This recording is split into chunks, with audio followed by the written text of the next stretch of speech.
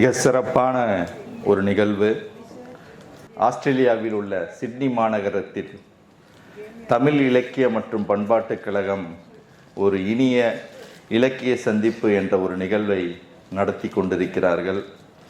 அந்த நிகழ்விற்கு தலைவராக இருக்கின்ற கர்ணன் அவர்களே, அந்த அமைப்பிற்கு செயலாளராக இருக்கின்ற அனகன் பாபு அவர்களே, இங்கு எனக்கு முன்னால் இலக்கிய சந்திப்பில் இலக்கியத்தில் சித்த மருத்துவம் என்று பேசிய மருத்துவர் மானக்சா அவர்களே, இலக்கியத்தில் விருந்தோம்பலை பற்றி விரிவாக பேசிய உயர் திரு இறையன்பு அவர்களே, கூடியிருக்கின்ற பெரியோர்களே, தாய்மார்களே, சான்றோர் பெருமக்களே, மாணவர்களே, மாணவிகளே, அனைவருக்கும் என்னுடைய முதற்கண் நன்றி கலந்த வணக்கத்தை நான் தெரிவித்துக் கொள்கிறேன். அனைவரையும் சந்திக்கின்ற ஒரு வாய்ப்பு ஆஸ்திரேலியாவில் ஏற்படுத்தி கொடுத்துள்ளார்கள். எனக்கு இந்தியாவை விட்டு வெளி உலகில் முதலில் பேசுவதற்கு வாய்ப்பு சிங்கப்பூரில் கிடைத்தது. அதற்கு அடுத்தபடியாக ஆஸ்திரேலியா மண்ணில் பேசுவதற்கான வாய்ப்பை வழங்கியுள்ள உங்கள் கலை பண்பாட்டு மற்றும் கழகத்திற்குடைய நன்றியை நான் தெரிவித்துக் கொள்கிறேன். அதோடு அல்லாமல் 25 ஆண்டுகளுக்கு முன்னால் பார்த்த குடும்ப நண்பர்களை பார்ப்பதற்கான ஒரு வாய்ப்பை ஏற்படுத்தி கொடுத்துள்ளீர்கள். அதற்கும் என்னுடைய நன்றியை நான் தெரிவித்துக் கொள்கிறேன். ஒரு அருமையான ஒரு தலைப்பு வழங்கப்பட்டுள்ளது எனக்கு. சங்க கால தொன்மை கீழடி ஆலயம் மூலம் நாம் என்ன அறிகிறோம் என்பதை பற்றி இந்த தலைப்பு எனக்கு கொடுக்கப்பட்டுள்ளது. நாம் ஏன் நாம் தொன்மையை தேடுகிறோம் என்ற ஒரு புரிதல் நமக்கு வேண்டும் என்பதுதான் என்னுடைய முதல் கேள்வியாக நான் இங்கு வைப்பேன். நாம் ஏன் தேடுகிறோம்? ஏனென்றால் தமிழிடம் மட்டும்தான் இந்த உலகத்தில் பார்த்தோமேயானால் தம்முடைய தொன்மையை தேடிக்கொண்டே தான் இருக்கிறது. ஏனென்றால் கல் தோன்றி மண் தோன்றா காலத்தே வாளோடு முன் தோன்றிய மூத்த குடி என்று சொல்லுகின்ற பெருமை இந்த இனத்திற்கு மட்டும்தான் இருக்கிறது. வேற உலகத்தில் உள்ள எந்த இனமும் அதுபோல ஒரு செயலை சொல்லுவதில்லை. நாங்கள் இந்த உலகத்தில் மூத்த குடிகள் என்று சொல்லை சொல்வதில்லை. ஆனால் நாம் சொல்கிறோம். ஏன் சொல்கிறோம் என்று ஒரு புரிதல் நமக்கு வேண்டும். எதுவும் இல்லாமல் நாம் சொல்வது என்பது கிடையாது. கண்டிப்பாக அதில் ஏதோ புதைந்திருக்கிறது. அந்த புதைந்த காரணத்தினால்தான் நாம் என்றுமே அழுத்தம் திருத்தமாக சொல்லி கொண்டிருக்கிறோம். நாம் மூத்த குடி என்று. கண்டிப்பாக ஒரு மூத்த குடியாகத்தான் இந்த உலகத்தில் இந்த தமிழ் சமுதாயம் வந்து கொண்டிருக்கிறது. ஏனென்றால் உலகத்தில் பல ஆண்டுகள் முன்னாலே மக்கள் தோன்றியுள்ளார்கள் என்பது அனைவரும் அறிந்ததுதான். கிட்டத்தட்ட 45 லட்சம் ஆண்டுகளுக்கு முன்னால் மனிதன் தோன்றினான், வாழ்ந்தான் என்பதுதான் இன்று அறிவியல் சொல்லுகின்ற ஒரு கணக்கு. நமக்கு மனிதனுடைய வாழ்க்கையை பற்றி சொல்கின்ற கணக்கு என்றால் 45 ஆண்டுகளுக்கு முன்னால் 5 லட்சம் ஆண்டுகளுக்கு முன்னால் தோன்றினான் என்பதுதான் நமக்கு சொல்கின்ற ஒரு தகவல். ஆனால் அந்த தகவலில் நாம் எங்குள்ளோம் என்று தேடுதல் நமக்கு இருந்து கொண்டே தான் இருக்கிறது தான் மிக உண்மை. ஏனென்றால் ஆப்பிரிக்காவில் தான் மனிதன் தோன்றினான் என்பதை நாம் அறிகிறோம். ஆப்பிரிக்காவில் தோன்றியவன் தான் இன்று இந்த உலகம் முழுவதும் பரவி இருக்கிறான். அதுதான் உண்மை. அதைத்தான் வரலாறு சொல்லி கொண்டிருக்கிறது. அதைத்தான் பரிமாண கொள்கையும் நமக்கு சொல்லி வருகிறது. எவ்வாறு மனிதன் பரிமாண வளர்ச்சி அடைந்தான் என்பதை நமக்கு சொல்லி வருகிறது. அந்த அடிப்படையில் தான் தொல்லியல் என்ற ஒரு செயல் நடந்து கொண்டிருக்கிறது. தொல்லியல் அடிப்படையில் நாம் எவ்வாறு நம்முடைய வரலாற்றை புரிந்து கொள்ள முடியும் என்ற நிகழ்வு நாம் இன்று நடத்தி கொண்டிருக்கிறோம். ஏனென்றால் இதுநாள் வரை நம் வரலாற்றை பார்த்தோம்னா ஒரு இலக்கியத்தின் அடிப்படையிலும் செவிவெளி செய்தியில் அடிப்படையில் கிடைத்த செய்திகளை வைத்துத்தான் நம் வரலாற்றை நாம் பேசி வந்து கொண்டு இருக்கிறோம். அந்த வரலாற்றை பெரும்பாலான உலக வரலாற்றறிஞர்கள் ஏற்றுக்கொள்வதில்லை. அதுதான் மிக முக்கியம். எல்லா வரலாற்றறிஞர்களும் கேட்பது உங்களுக்கான ஆதாரங்கள் எங்கு உள்ளன? நீங்கள் ஒரு தொன்மையான குடி என்று சொன்னால் அந்த தொன்மையான குடிக்கான ஆதாரங்கள் வேண்டும். அந்த ஆதாரங்கள் எங்கு கிடைக்கும் என்ற ஒரு தேடுதல் எல்லா வரலாற்றறிஞர்களும் கேட்டுக்கொண்டிருக்கிறார்கள் உலக அளவில். அந்த வரலாற்று ஆதாரங்களை தேடி கொடுப்பதுதான் நம்முடைய தொல்லியல் போன்ற செயல்கள் நமக்கு செய்து கொண்டிருக்கின்றன. தொல்லியலில் கிடைக்கின்ற ஆதாரங்கள் தான் மிக உன்னதமான ஆதாரமாக கருதப்படுகிறது. அது பார்த்தீங்கன்னா ஒரு பிரைமரி சோர்ஸ்னு நம்ம சொல்வதற்கான முதன்மையான ஆதாரமாக நாம் கருதுகிறோம். எதுக்கு? ஏன்னா நம்ம அறியாமலுமே இந்த உலகத்தில் பல பொருட்களை இந்த உலகத்தில் விட்டு நம்ம போகிறோம். அதுதான் உண்மை. நாம் இன்று பயன்படுத்துகின்ற பொருட்கள் நம்மை அறியாமலே இந்த உலகத்தில் நாம் விட்டு செல்வோம். நமக்கு பின்னால் வருகின்ற சமுதாயம் அந்த பொருட்களை எடுத்து நம்முடைய வாழ்க்கை முறை எவ்வாறு இருந்துள்ளது என்பதை நமக்கு வருகின்ற சந்தைக்கு எடுத்து சொல்வார்கள். அதுபோலதான் நம்முடைய முன்னோர்கள் இந்த உலகத்தில் அவர்கள் விட்டு சென்றுள்ள பொருட்களை எடுத்துத்தான் நாம் வரலாற்றை படைத்து கொண்டிருக்கிறோம். அந்த வரலாறு மிகவும் முதன்மையான வரலாறாக கருதப்படுகிறது. ஏனென்றால் அவர்களுக்கு தெரியாது நாங்கள் இந்த பர்பஸுக்கு இந்த காரணத்துக்கு தான் இந்த பொருட்களை நாங்கள் செய்தோம் என்பது தெரியாது. அவர்கள் பயன்படுத்திய பொருட்கள் இந்த உலகத்தில் கிடைக்கின்றன. இந்த பொருட்கள் நமக்கு இந்த வரலாற்றை நமக்கு புதிய ஆதாரங்களோடு எடுத்துச் சொல்வதற்கு மிகவும் இன்றியமையாததாக விளங்குகிறது. இன்னைக்கு பார்த்தோம்னா நம்ம கீழடி பற்றி பேசுகிறோம். கீழடிக்கு முன்னால் தமிழ்நாட்டில் வரலாறு என்பது யாருக்குமே தெரியாது. அதுதான் மிக முக்கியம். ஏன்னா தமிழகத்தின் வரலாற்றை நாம் இலக்கியத்தின் அடிப்படையில் மிகவும் பெருமையாக பேசிக் கொண்டிருக்கிறோம். அதுதான் உண்மை. ஏன்னா நம்முடைய இலக்கியங்கள் பார்த்தீங்கன்னா மிக அருமையான இலக்கியங்கள். சங்க இலக்கியங்களை போன்ற ஒரு இலக்கியம் இந்த உலகத்தில் பார்க்க முடியாது. உலகத்தில் எத்தனையோ மொழிகளில் எத்தனையோ இலக்கியங்கள் இருந்தாலும் ஏன் சங்க இலக்கியம் போற்றப்படுகிறது என்பதை நாம் கொஞ்சம் சிந்தித்து பார்க்க வேண்டும். சங்க இலக்கியம் என்பது ஒரு சமூக இலக்கியம். அது சோசியல் லிட்ரேச்சர்னு சொல்லுவாங்க. ஏன்னா மற்ற இலக்கியங்கள் உலகளவில் பெரும்பாலான இலக்கியங்கள் கருதப்படுவது அது ரிலீஜியஸ் லிட்ரேச்சர் தான் பேர். அது ஒரு இறையியல் சம்பந்தப்பட்ட ஒரு இலக்கியங்களாகத்தான் பெரும்பாலும் இருந்துள்ளன. ஆனால் சங்க இலக்கியம் அவ்வாறு கிடையாது. சங்க இலக்கியம் என்பது ஒரு சமூகியல் சார்ந்த ஒரு இலக்கியமாகத்தான் இந்த உலகத்தில் திகழ்ந்துள்ளது. அந்த இலக்கியம் பல தரவுகளை நமக்கு கொடுத்து சென்றுள்ளன. ஆனால் அந்த தரவுகளின் பெருமைகளை நாம் பல பட்டிமன்றங்களில் பெருமையாக பேசியுள்ளோம். அதனுடைய இனிமையை பேசியுள்ளோம், அதனுடைய சிறப்பை பேசியுள்ளோம். ஆனால் அது சொல்லுகின்ற தகவலை நாம் ஆதாரப்பூர்வமாக இதுவரை நாம் நிரூபித்ததில்லை. அதான் நம்மளுடைய பெரும் சிக்கல். ஆதாரம் கேட்கப்படும் பொழுதுதான் நாம் திணறி விடுகிறோம். நம்மிடம் ஆதாரம் இல்லை என்று நிற்க வேண்டிய நிலை ஏற்படுகிறது. நம்மிடம் இலக்கியம் இருக்கிறது, ஆனால் ஆதாரங்கள் இல்லை. ஆனால் அந்த ஆதாரங்கள் நம்மிடம் புதைந்திருக்கின்றன. அந்த ஆதாரங்களை நாம் தேடி எடுக்க வேண்டிய சூழ்நிலையில் நாம் இருக்கிறோம். அதுதான் உண்மை. அந்த செயலை நாங்கள் ஆரம்பித்த காரணத்தினால்தான் உங்கள் முன்னால் இங்கு நான் நின்று பேசுவதற்கான அந்த வாய்ப்பு எனக்கு ஏற்பட்டிருக்கிறது. அதுதான் மிக முக்கியமாக சொல்லுவேன். இதனால் வரை பார்த்த பார்வையை விட ஒரு பார்வை மாற்றத்தை நாங்கள் ஏற்படுத்தினோம் என்பதுதான் நாம் சொல்ல வேண்டும். ஏனென்றால் உலகத்தில் புது புது கண்டுபிடிப்புகள் புது புது மாற்றங்களை ஏற்படுத்தும். அதுதான் உண்மை. அதை யாராலுமே மாற்ற முடியாது. எதுவுமே நிலையானது என்பது இந்த உலகத்தில் கிடையாது. மாற்றம் அடைவதுதான் இந்த உலகத்தின் இயல்பு. புது புது கண்டுபிடிப்புகள் இந்த உலகத்தில் புதிய மாற்றங்களை ஏற்படுத்துவது என்பதுதான் மிகவும் இயல்பான ஒரு உண்மை. ஏனென்றால் வரலாறும் அப்படித்தான். 45 லட்சம் ஆண்டுகளுக்கு முன்னால் வாழ்ந்த மனிதன் வெறும் ஆஸ்ட்ரலோபித்திகஸ்னு சொல்லப்படுகின்ற ஆப்பிரிக்கானஸ் அப்படித்தான் இருந்திருக்கான். ஆப்பிரிக்காவில் வாழ்ந்த மனிதனாக இருந்திருக்கிறான். அவன் ஒரு குரங்கு மனிதனாகத்தான் இருந்திருக்கிறான். அந்த குரங்கு மனிதன் தான் பரிமாண வளர்ச்சி அடைந்து உங்களுக்கு ஹோமோ எரெக்டஸ், ஹோமோ ஹெபிலிஸ் என்று சொல்லப்படுகின்ற மனித உருவம் பெற்று அதுக்கப்புறம் தான் உங்களுக்கு பார்த்தீங்கன்னா ஹோமோ சேப்பியன்ஸ் என்ற ஒரு நிலைக்கு நான் மனிதன் வளர்ந்துள்ளார். நம்ம ஏன் 45 லட்சம் சொல்றோம்னு நம்ம பார்க்கணும்.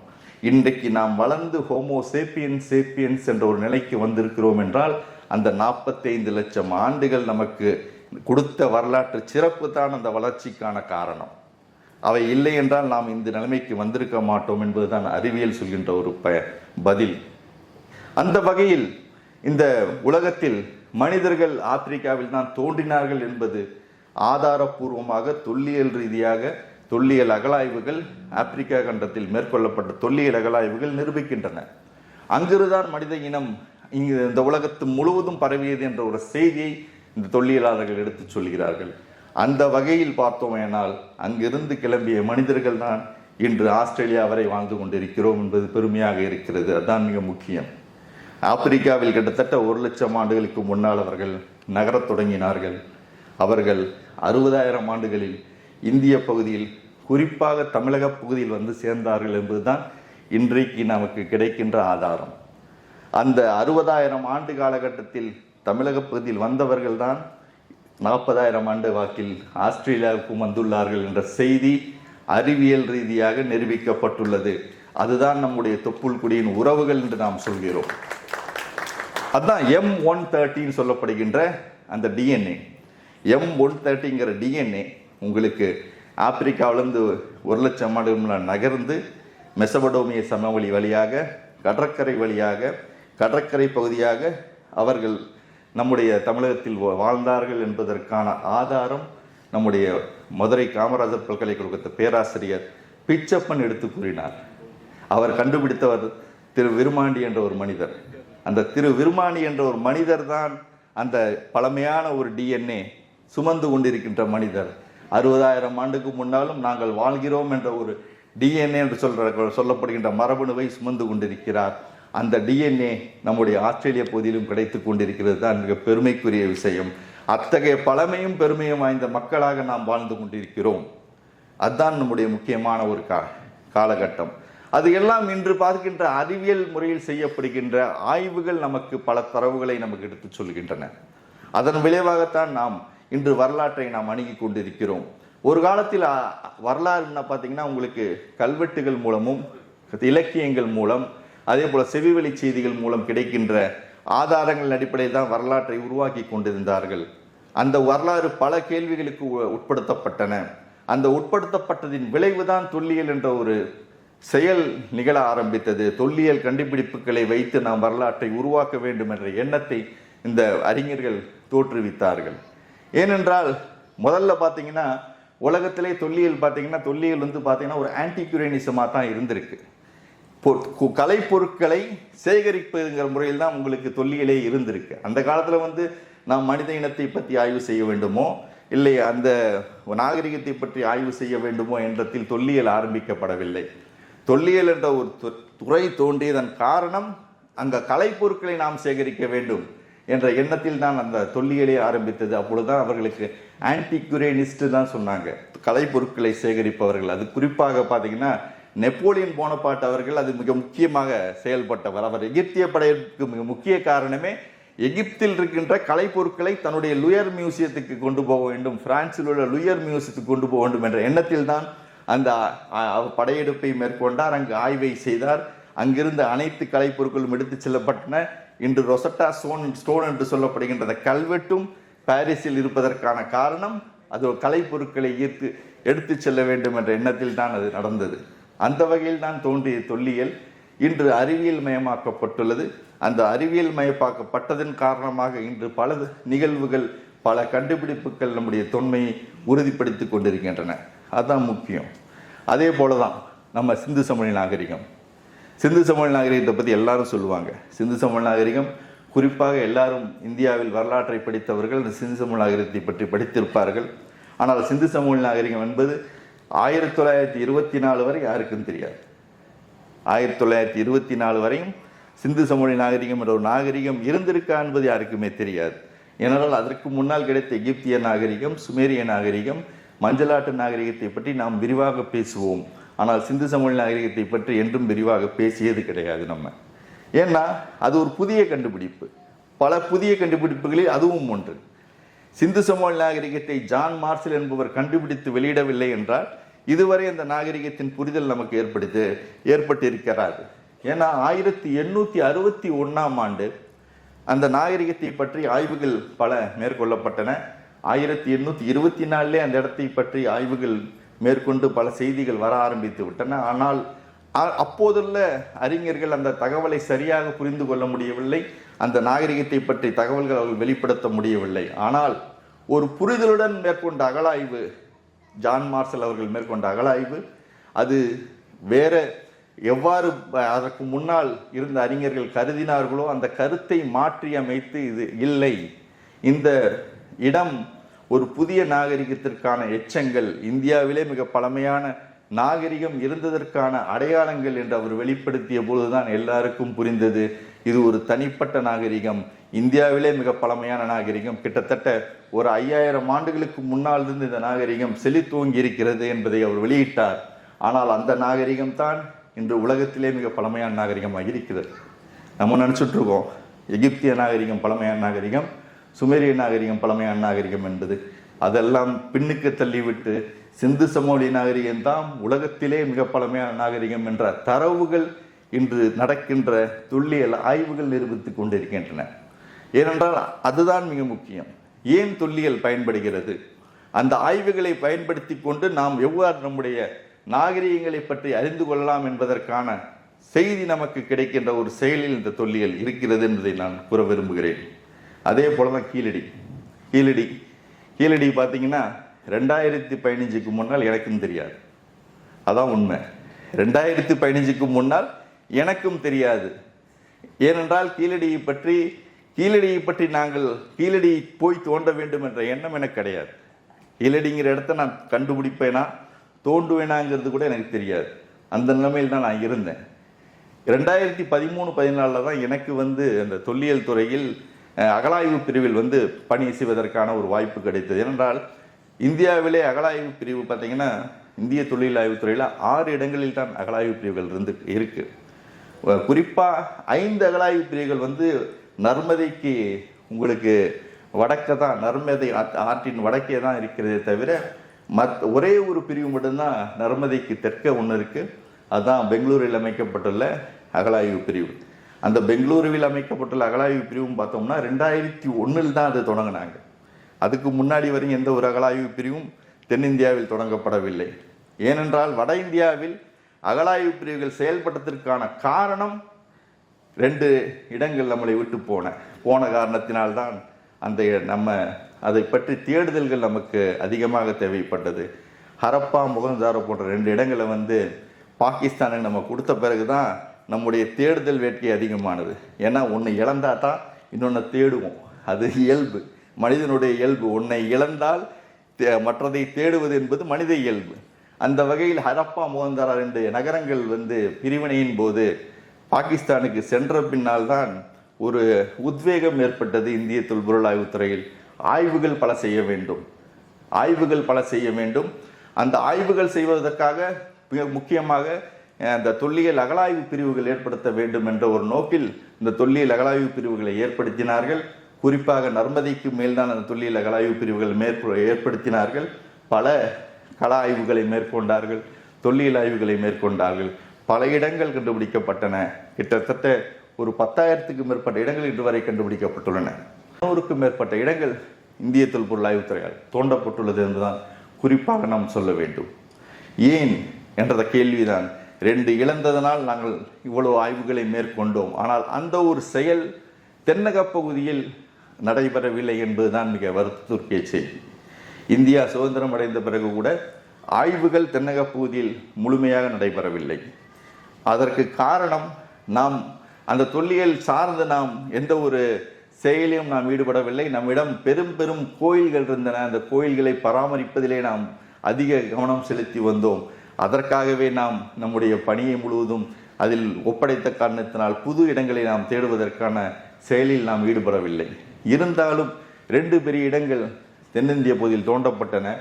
அதில் குறிப்பாக சொல்ல வேண்டுமென்றால் நாகார்ஜுனகொண்டா என்ற ஒரு இடம் அவர் பிரதம மந்திரி நேரு இருந்த பொழுதுதான் அந்த பணி தொடங்கப்பட்டது. அதற்கு மிக முக்கிய காரணம் அந்த அணை கட்டுகின்ற காரணத்தினால்தான் அந்த அகழாய்வே மேற்கொள்ளப்பட்டது. நாகார்ஜுனகொண்டா என்ற அணை 1952ஆம் ஆண்டு கட்ட ஆரம்பித்தார்கள். கட்ட ஆரம்பிக்கும் பொழுதுதான் தெரிந்தது அங்கு ஒரு பெரிய நகரம், விஜயபுரி என்று சொல்லப்படுகின்ற ஒரு நகரம் இருந்துள்ளது. அது பௌத்தத்தின் மிக முக்கிய தலமாக இருந்துள்ளது என்ற செய்தி நமக்கு வந்தது. ஏன்னா பௌத்தத்தில் பார்த்தீங்கன்னா உங்களுக்கு மதுரா ஸ்கூல் ஆஃப் ஆர்ட்னு சொல்லுவாங்க. மதுராவில் இருந்த ஒரு கலை பண்பாடு, காந்தாரா ஸ்கூல் ஆஃப் ஆர்ட்னு சொல்கிற காந்தாரத்தில் இருந்த ஒரு கலை பண்பாடு, அதே போல் அமராவதி ஸ்கூல் ஆஃப் ஆர்ட்னு சொல்லப்படுகின்ற தென்னக பகுதியில் இருந்த ஒரு கலை பண்பாடு தான் மிக முக்கிய கலை பண்பாடாக கருதப்பட்டது. அந்த வகையில் புத்த சமூகத்தை சார்ந்த ஒரு பெரிய இடம் அந்த அணை கட்டுவதன் மூலம் மூழ்கிவிடும் என்ற காரணத்தினால்தான் ஒரு 10 ஆண்டுகள் தொடர்ச்சியாக அந்த ஆய்வை செய்து அதில் கிடைத்த பொருட்களை எல்லாம் இன்று அந்த அணையின் நடுவில் அமைந்துள்ள ஒரு தீவில் காட்சிப்படுத்தி வைத்திருக்கிறார்கள். அந்த ஒரு பெரிய நிகழ்வு நேரு பிரதம மந்திரியாக இருந்த பொழுது நடைபெற்ற ஒரு செயல். அதற்கு அப்புறம் ஹம்பி என்ற ஒரு நகரத்தை முழுமையாக தோண்ட வேண்டும் என்ற காரணத்தில் அந்த நகரத்தை முழுமையாக தோண்டினார்கள். அந்த இடம்தான், அந்த 2 இடங்கள் தான் மிக முக்கியமாக தென்னிந்திய பகுதியில் தோண்டப்பட்டிருந்தனவே தவிர ஒரு விரிந்த பரந்த ஒரு அகழாய்வுகள் மேற்கொள்ள வேண்டும் என்ற எண்ணம் தென்னிந்தியாவில் நடைபெறவில்லை. ஆனால் வட இந்தியாவில் நடைபெற்றது. வட இந்தியாவில் நடைபெற்ற காரணத்தினால்தான் இன்னைக்கு பார்த்தோம்னா சிந்து சமவெளி நாகரிகத்தின் பரப்பளவை நம்ம தெரிஞ்சுக்கிறோம். ஏன்னா சிந்து சமவெளி நாகரிகம் என்பது ஹரப்பா, மொகஞ்சதாரா என்ற 2 இடங்களில் மட்டும் அடங்கி விடுவதில்லை. கிட்டத்தட்ட 13 லட்சம் சதுர கிலோமீட்டர் கொண்ட ஒரு பகுதியாக இருந்திருக்கிறது என்பதற்கான ஆதாரங்கள் இன்று நமக்கு கிடைத்திருக்கிறது. ஏன்னா உலகத்திலே மிகப்பெரிய நாகரிகம் சிந்து சமவெளி நாகரிகம். அதான் மிக முக்கியம். அதை கட்டமைத்தவர்கள் யார் என்ற அளவிற்கு இன்று அறிவியல் ரீதியாக நாம் ஆய்வுகளை மேற்கொண்டு வருகிறோம் என்பதை தான் மிக முக்கியமாக சொல்லணும். ஏன்னா அது கண்டுபிடிக்கப்பட்ட போதே குறிப்பிடப்பட்டது அது வேத காலத்துக்கு முற்பட்ட ஒரு பழமையான நாகரிகமாக தான் இருக்க வேண்டும் என்ற ஒரு செய்தியை நமக்கு சொன்னார்கள். அந்த செய்தி இன்று அறிவியல் ரீதியாக நிரூபிக்கப்பட்டு வருகிறது தான் மிக முக்கியமாக நாம் கருத வேண்டும். ஏனென்றால் இந்தியாவில் இருந்த பழங்குடிகளும் நம்முடைய சுமேரிய பகுதியில் இருந்த அந்த உளவுக்குடிகளும் இணைந்து தான் அந்த நகரத்தையும் நாகரிகத்தையும் உருவாக்கியவர்கள். அந்த நாகரிகம்தான் இந்த உலகளவிலே பெரிய நாகரிகமாக இருந்துள்ளது. அவர்கள் கிட்டத்தட்ட ஒரு கிமு 1500 வரை வாழ்ந்துவிட்டு அந்த நகரங்களை பகுதியை விட்டு விலகி வந்துள்ளார்கள் என்று தான் செய்தி நமக்கு கிடைக்கின்றன. ஏன்னா கிமு 3000 கிமு 1500 ஆண்டுகள் என்று சொல்லப்படுகின்ற இந்த 1500 ஆண்டுகள் சிந்து சமவெளி நகரம் இருந்தது. அந்த வாழ்ந்த மனிதர்கள் மிக சிறப்பான ஒரு கட்டிடக்கலையும் தொழில்நுட்பத்தையும் கொண்டு ஒரு நகர நாகரிகத்தை ஏற்படுத்தியிருந்தனர். அந்த மக்கள் அழிவதற்கான வாய்ப்புகள் ரொம்ப குறைவு. நகரங்கள் அழிவதற்கான வாய்ப்புகள் அதிகமானால் மக்கள் அழிவது என்பது இயலாத ஒரு செயல். ஆனால் அந்த மக்கள் கண்டிப்பாக தெற்கு பகுதிக்கு வந்திருக்க வேண்டும், கிழக்கு பகுதியை நோக்கி நகர்ந்திருக்க வேண்டும். அவர்கள்தான் இன்று நம்முடைய தமிழ் சமூகமாக வாழ்ந்திருக்க வேண்டும் என்று பல ஆய்வுகள் நாம் சொல்லிக் கொண்டிருக்கிறோம்.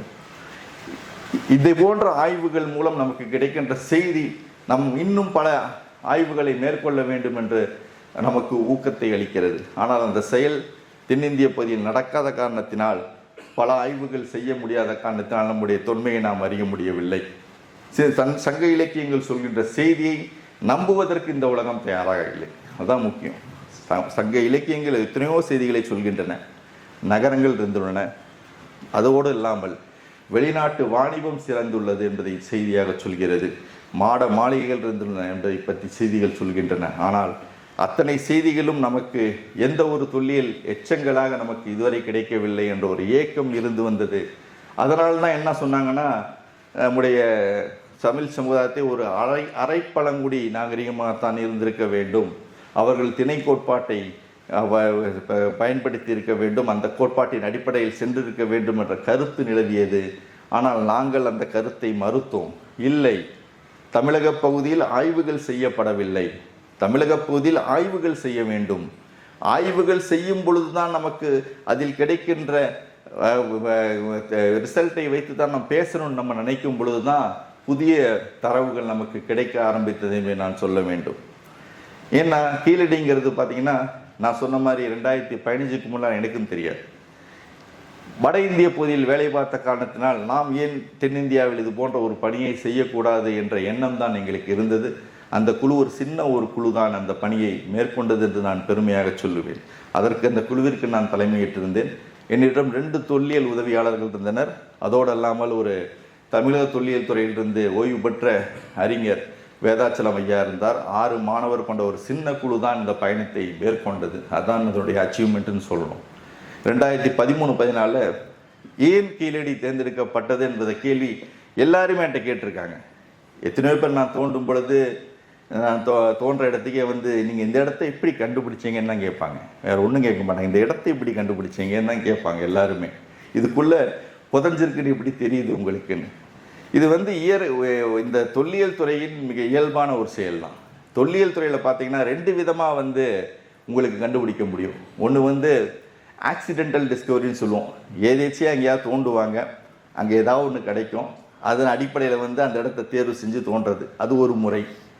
இன்னொன்று வந்து அறிவியல் ரீதியாக அந்த இடத்தை கண்டுபிடிப்பது, அது ஒரு முறை. அந்த 2 முறை தான் இருக்குது. அந்த 2 முறை அடிப்படையில் தான் நம்ம தொல்லியலில் வந்து ஒரு இடத்தை கண்டுபிடிக்கிறோம், வேற ஒன்றுமே கிடையாது. அந்த வகையில் பார்த்தீங்கன்னா ஆதிச்சநல்லூர் போன்ற இடங்கள்லாம் பார்த்தீங்கன்னா, ஹரப்பா போன்ற இடங்கள்லாம் ஒரு ஆக்சிடென்டல் டிஸ்கவரி தான். ஆதிச்சநல்லூர் பார்த்தீங்கன்னா திருநெல்வேலியிலிருந்து நமக்கு திருச்செந்தூருக்கு ரயில் பாதை அமைக்கும் பொழுது தோண்டும் பொழுது கிடைத்த இந்த முதுமக்கள் தாளியின் அடிப்படையில் அந்த இடம் ஒரு தொல்லியல் இடமாக கருதப்பட்டு அந்த இடம் தோண்டுவதற்கு தொல்லியல் அகழாய்வுக்கு மேற்கொள்ளப்பட்டது. அதில் நமக்கு பல தொல்லியல் எச்சங்கள் கிடைத்தன. அதே போல் ஹரப்பாவும் அப்படி தான். ஹரப்பா பார்த்தோம்னா உங்களுக்கு முல்டான்லேருந்து சிந்துக்கு அந்த ரயில்வே ட்ராக் போடும் பொழுது தோண்டும் பொழுது அந்த ஸ்லீப்பர் கட்டைக்காக அந்த கற்களை செங்கற்களை பேட்டு கொண்டு வந்து அந்த கல்லை யூஸ் பண்ணாங்க. அப்பொழுது அங்கே ஒரு இடம் இருந்திருக்கிறது, தொல்லியல் மேடு இருந்திருக்கிறதுன்னு கண்டுபிடிச்சி அதை தோன்றாங்க. ஆனால் தொல்லியல் மேடுன்னு கண்டுபிடிக்கிறதுக்கு முன்னால் அந்த இடத்தை பார்த்து அதை அது பாதுகாக்கப்பட்ட இடமாக அறிவிக்கும் பொழுது அது ஒரு புத்த ஸ்தூபமாகத்தான் இருக்கணும் என்ற ஒரு அறிவிப்பை அவங்க வெளியிட்டாங்க. அது ஏன்னா புத்த ஸ்தூபங்களை பற்றி தான் அப்போ ஆய்வு நடந்துகிட்டு இருந்தது. இந்தியாவில் முழுவதுமே புத்த ஸ்தூபங்களை பற்றி கண்டுபிடிக்க வேண்டும், புத்த சமயத்தை பற்றி கண்டுபிடிக்க வேண்டும் என்ற ஒரு தீவிர கண்ணோட்டத்தில் அலெக்சாண்டர் கன்னிங்ஹாம் என்ற முதல் தலைமை இயக்குனர் ஈடுபட்ட காரணத்தினால் அவர் அந்த நோக்கத்திலே அந்த இடத்தை பார்த்தார். ஒரு புத்த ஸ்தூபமாக தான் இருக்கணும், அந்த புத்த ஸ்தூபத்தான் அங்கிருந்தான் அந்த செங்கற்கள் வருகின்றன என்ற ஒரு எண்ணத்தில் அவர் இருந்தார். ஆனால் அதற்கு பின்னால் நம்முடைய ஜான் மார்ஷல் தோன்றும் பொழுதுதான் அது புத்த ஸ்தூபம் அல்ல, ஒரு பழமையான நாகரிகத்தின் எச்சங்கள் புதைந்திருக்கின்றன என்பதை கண்டுபிடித்து சொன்னார். அதுபோன்று ஆக்சிடென்டலி கிடைக்கிறதுங்கிறது ஒரு முறை. இன்னொன்று அறிவியல் ரீதியாக நான் தேடுறது. அறிவியல் ரீதியாக தேடுவது என்றால் பொதுவாக மக்கள் ஒரு நிலையான வாழ்க்கைக்கு தேர்ந்தெடுத்த இடம் நதிக்கரை தான். ஏனென்றால் மனிதர்கள் சமுதாயம் வேட்டையாடுதல் சமுதாயமாக இருந்துள்ளது. அந்த வேட்டையாடுதல் சமுதாயத்திலிருந்து அவர்கள் நம்ம நிலையான சமுதாயமான வேளாண் குடிக்கு மாறும் பொழுது அவர்கள் தேர்ந்தெடுத்த இடம் நதிக்கரை. அந்த நதிக்கரை பகுதியை ஆய்வு செய்வது என்பதுதான் தற்காலங்களில் கிட்டத்தட்ட ஒரு 50 ஆண்டுகளாக செய்து வருகின்ற ஒரு முறை. அந்த நதிக்கரைகளை தேர்ந்தெடுத்து அந்த நதிக்கரைகளை முழுவதுமாக ஜல்லடை போட்டு அலசி ஆராய்வது, அங்கு கிடைக்கின்ற இடங்களை எல்லாம் ஆவணப்படுத்துவது, அந்த அடிப்படையில் ஆவணப்படுத்தப்பட்ட இடங்களில் ஏதாவது ஒரு இடத்தை தேர்ந்தெடுத்து ஆய்வு செய்கின்ற முறை ஒரு அறிவியல் முறையில் செய்கின்ற ஒரு செயலாகும். அந்த முறையில் வட இந்தியாவில் பல ஆற்றங்கரைகள் முழுமையாக ஆய்வுக்கு உட்படுத்தப்பட்டுள்ளன, பல இடங்கள் கண்டுபிடிக்கப்பட்டுள்ளன. அதனால தான் நான் சொன்னேன், முன்னாடி சொன்ன மாதிரி 10,000க்கும் மேற்பட்ட இடங்கள் அதன் மூலம்தான் கிடைத்தது என்று சொன்னேன். அந்த ஒரு செயல் தமிழக பகுதியில் நடைபெறவில்லை, அது பிற்காலத்தில் தான் நடைபெற்றது என்று நாம் சொல்ல வேண்டும். இந்த 2001ஆம் ஆண்டு நிறுவப்பட்ட இந்த தொல்லியல் அகழாய்வு பிரிவு கூட 2010 தான் தன்னுடைய பணியை தொடங்குகிறது. எனக்கு முன்னாடி இருந்த ஒரு அதிகாரி, அவர் கர்நாடகத்தை சேர்ந்தவராக இருந்த காரணத்தில் அவர் என்ன பண்ணுறாரு, இந்த கர்நாடக பகுதியில் ஆய்வை மேற்கொண்டு குறுகோடு என்ற இடத்தை தோன்றாரு. அதுக்கடுத்த வாய்ப்பு எனக்கு கிடைத்தது 2013. அப்பொழுது நாங்கள் யோசித்தோம், ஏன் தமிழக பகுதியில் வட இந்தியாவில் நடக்கின்ற ஒரு ஆய்வை போல நாம் ஒரு ஆய்வை மேற்கொள்ளக்கூடாது என்ற ஒரு எண்ணம் தான் அந்த குழுவிற்கு இருந்தது. அதற்கு நாங்கள் தேர்வு செய்த இடம் வைகை. நீங்கள் எல்லாரும் என்னை கேட்கலாம், ஏன் பல ஆறுகள் தென்னிந்தியாவில், குறிப்பாக தமிழ்நாட்டில் பல ஆறுகள் இருக்கு, காவிரி முதன்மையான ஆறு, அதையெல்லாம் விடுத்து ஏன் நீங்கள் அந்த வைகையை தேர்ந்தெடுத்தீர்கள் என்ற கேள்வியையும் எழுப்பலாம். வைகையை தேர்ந்தெடுத்ததற்கான காரணம் சங்க இலக்கியங்களால் புகழப்பட்ட ஒரு நதி என்றால் வைகை தான். காவேரி என்ற நதியை விட சங்க இலக்கியங்களால் புகழப்பட்ட ஒரு இடம் வைகை, அது யாராலும் மறுக்க முடியாது. பரிபாடலில் உள்ள பாடல்களில் 29 பாடல்கள் வைகைக்காகவே பாடப்பட்டுள்ளது. அதான் மிக குறிப்பாக 29 பாடல்கள் வைகைக்காக பாடப்பட்டுள்ளது. அவ்வளவு சிறப்பும் பெருமை மிக்க ஒரு நதிக்கரை தன்னுடைய நாகரிக எச்சங்களை கண்டிப்பாக வைத்து கொண்டிருக்கும் என்பதுதான் உண்மை. ஆனால் அதை யாரும் சரியாக ஆய்வு செய்யவில்லை. அதான் நம்முடைய குறை, வேறு ஒன்றுமே கிடையாது. எனக்கு முன்னால் இருந்த பேராசிரியர் KV ராமன் என்பவரும் அந்த பகுதியை ஆய்வு செய்தார். அவருக்கு கிடைத்த தகவலை அவர் பதிவு செய்து சென்றிருந்தார். அதற்கு பின்னால் பேராசிரியர் ராஜன் அவர்களும் வைகையின் மேல் பகுதியை ஆய்வு செய்தார். அவருக்கு கிடைத்த பகுதியெல்லாம் அவர் அதில் ஆவணப்படுத்தி இருந்தார். இருந்தாலும் நாங்கள் திருப்தி அடையவில்லை. இல்லை, நாம் முழுமையாக அந்த கலாய்வை மேற்கொள்ளுவோம். அந்த கலாய்வில் நமக்கு என்ன கிடைக்கிறதோ அதன் அடிப்படையில் நாம் ஒரு இடத்தை தேர்வு செய்து நாம் அதை அகலாய்வு செய்வோம் என்ற எண்ணத்தில் நாங்கள் 2013-14 இந்த குழு பயணித்தது. எங்கு வைகை தோன்றுகிறதோ அந்த இடத்திலிருந்து நாங்கள் எங்கள் பயணத்தை தொடங்கினோம். அது வெள்ளிமலை என்று சொல்லப்படுகின்ற மேற்கு தொடர்ச்சி மலையின் ஒரு பகுதியில் அந்த வைகையாறு உற்பத்தி ஆகி நம்ம 270 கிலோமீட்டர் தூரத்தை கடந்து அழகன் குளத்திற்கு பக்கத்தில் உள்ள ஆற்றங்கரை என்ற ஊரில் தான் கடலில் கலக்கிறது. எல்லாரும் வைகையை சொல்லுவாங்க, வைகை கடலில் கலக்கலைன்னு சொல்லுவாங்க. அது உண்மை அல்ல. வைகையும் கடலில் கலக்கிறது. ஆனால் வைகை ராமநாதபுரம் பெரிய கம்மாயை நிரப்பி விட்டு தான் கடலில் போய் கலக்கும். அதுதான் அவருடைய செயல். வைகை என்பது வைகை நதியை முழுமையாக ஒரு பாசனத்துக்கு பயன்படுத்திய நதியாக நம்முடைய மக்கள் பயன்படுத்தி உள்ளனர். அதான் மிக பெருமை. இந்த ஏரிகள் எல்லாம் இன்று உருவாக்கப்பட்ட ஏரிகள் அல்ல, பழங்காலத்தில் உருவாக்கப்பட்ட ஏரிகள். அனைத்து ஏரிகளையும் நிரப்பிவிட்டு அது கடைசியில் கடலிலும் கலக்கின்றது என்பதுதான் உண்மை. அத்தகைய அந்த சிறப்பு வாய்ந்த வைகையை நாங்கள் தேர்வு செய்தோம். அந்த வைகை நதி பார்த்தோமேனால் தேனி, மதுரை, திண்டுக்கல், ராமநாதபுரம், சிவகங்கை மாவட்டத்தின் வழியாக செல்கிறது. ஆனால் அந்த மாவட்டத்தை முழுமையாக நாங்கள் எடுத்துக்கொள்ளவில்லை. முழுமையாக எடுத்துக்கிட்டோம்னா அந்த பணியை செய்ய முடியாது என்ற ஒரு நோக்கில் வைகை ஆற்றின் இருபுறமும் இரு கரைகளிலும் ஒரு 8 முதல் 10 சதுர கிலோமீட்டர் பரப்புள்ள இடங்களை நாங்கள் எடுத்துக்கொள்ளலாம் என்று எடுத்துக்கொண்டு அதை நாங்கள் ஆய்வுக்கு உட்படுத்தினோம். அதில் அனைத்து ஊர்களிலும் நாங்கள் பயணித்தோம். சிறு ஊர்கள், பெரு ஊர்கள், பெருநகரங்கள் அனைத்து ஊர்களிலும் பயணித்து கிட்டத்தட்ட 293 இடங்களில் உள்ள பழமையான தொழில் எச்சங்களை நாங்கள் ஆவணப்படுத்தினோம். அதுதான் எங்களுடைய மிக முக்கிய பணி, வேற ஒன்றுமே கிடையாது. ஏனென்றால் செய்ய முடியும் அந்த பணியை. ஏனென்றால் ஒரு சிறிய ஆற்றை எடுத்துக்கொண்டு, ஒரு புகழ் வாய்ந்த ஆற்றை எடுத்துக்கொண்டு ஒரு கலாய்வை மேற்கொண்டோம். அந்த கலாய்வின் மூலம் அனைத்து ஊர்களுக்கும் சென்ற பொழுது பல வகையான தொல்லியல் எச்சங்கள் நமக்கு கிடைத்தன. அது கல்வெட்டாக கூட இருந்தது, நடுகற்கள் சிற்பங்களாக இருந்தன, பாலடைந்த கோயில்களாக இருந்தன, அதேபோல் உங்கள் புதைப்பிடங்கள் கிடைத்தன, அதேபோல் வாழ்விட பகுதியும் கிடைத்தது. அனைத்தையும் கொண்டு அந்த வைகை திகழ்கிறது என்பதுதான் மிக முக்கியமான ஒரு கண்டுபிடிப்பை நாங்கள் உறுதி செய்தோம். 293 இடங்களில் பல வகையான தொல்லியல் எச்சங்களை இந்த வைகை விட்டு சென்றுள்ளது என்பதை நாங்கள் நிரூபித்தோம். எங்களுக்கு ஒரு குறிக்கோளாக இருந்தது, ஏன் நாம் ஒரு வாழ்விட பகுதியை தேடக்கூடாது? தமிழ்நாட்டில் சொல்லப்போனால் பார்த்தோம்னா கிட்டத்தட்ட ஒரு 150க்கு மேற்பட்ட இடங்கள் தமிழ்நாட்டில் தோண்டப்பட்டுள்ளன. இன்னைக்கு கணக்கு போட்டு சொன்னால் கூட 150க்கு மேற்பட்ட இடங்கள் தமிழ்நாட்டில் தோண்டப்பட்டுள்ளன. தமிழ்நாட்டில் முதன்மையாக தோண்டப்பட்ட இடம்னா உங்களுக்கு ஆதிச்சநல்லூர் தான். ஆதிச்சநல்லூர் என்ற இடம் 1876ஆம் ஆண்டு ஃபெடரர் ஜோகர் என்ற ஒரு ஜெர்மானியர் தோன்றினார். அவர் ஜெர்மானியர், ஒரு எத்னாலஜிஸ்ட் தான். அவர் மனித இயலை பற்றி அறிகின்ற ஒரு அறிஞர். அவர் அந்த ஆய்வை முதலில் ஆதிச்சநல்லூர் தான் ஏற்படுத்தினார். ஆதிச்சநல்லூர் 1876ஆம் ஆண்டு தோண்டப்பட்ட இடம். ஆனால் அங்கு தோண்டிய பொருட்கள் அனைத்தையும் அவர் ஜெர்மனுக்கு கொண்டு போயிட்டார். இன்னைக்கு கூட அத்தனை பொருட்களும் ஜெர்மனில் தான் இருக்கு, நம்மகிட்ட கிடையாது. அந்த பொருட்களை நம்ம பார்க்கணும்னா ஜெர்மன் தான் போய் பார்க்கணும், அந்த நிலைமையில் தான் இருக்கு. அதற்கப்புறம் தான் அலெக்சாண்டர் ரியா என்பவர் தான் இந்திய தொல்பொருள் ஆய்வுத்துறை மூலம் அப்புறம் சொல்றேன். ஏனென்றால் அது சுதந்திரத்துக்கு முன்னால் ஏற்பட்ட ஒரு நிகழ்வு. சுதந்திரத்துக்கு முன்னால் ஏற்பட்ட ஒரு நிகழ்வை நாம் எடுத்து வருவது என்பது இயலாத செயல். அதுதான் இன்னைக்கு இருக்க சட்டம் சொல்ற ஒரு கோட்பாடு. அந்த வகையில் நம்ம அலெக்சாண்டர் ரியாவும் பார்த்தீங்கன்னா 1895 அந்த அகழாய்வை மேற்கொண்டார். 94 2வது முறையாக அகழாய்வை மேற்கொண்டார். அதில் சில பொருட்கள் நம்முடைய அருங்காட்சியகத்தில் உள்ளன, சென்னை அருங்காட்சியகத்தில். சில பொருட்கள் லண்டனில் உள்ள அருங்காட்சியகத்தில் உள்ளன.